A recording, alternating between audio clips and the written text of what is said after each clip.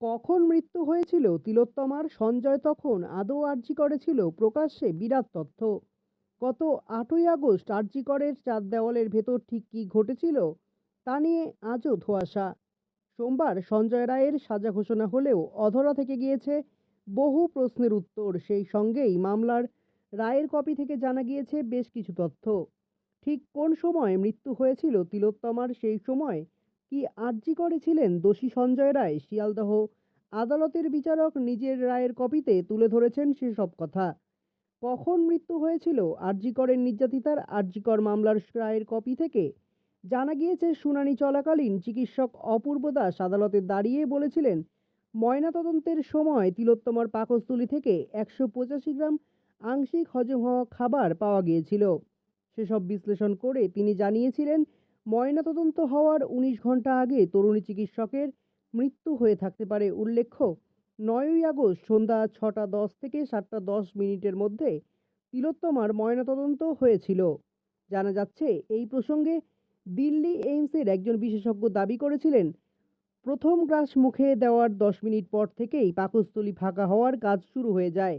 এক্ষেত্রে স্বল্প পরিমাণ খাবার বের হতে 1 থেকে 2 ঘন্টা, মাঝারি খাবার বের হতে 3 থেকে 4 ঘন্টা এবং ভারী খাবার বের হতে 5 থেকে 8 ঘন্টা সময় লাগে।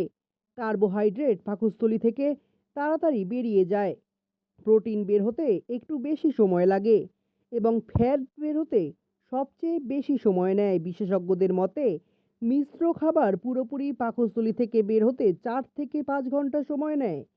সেক্ষেত্রে মনে করা হচ্ছে গত 8ই আগস্ট ভোর 4টা 45 মিনিট থেকে 5টা 15 মিনিটের মধ্যে আরজি করেন নির্যাতিতার মৃত্যু হয়ে থাকতে পারে।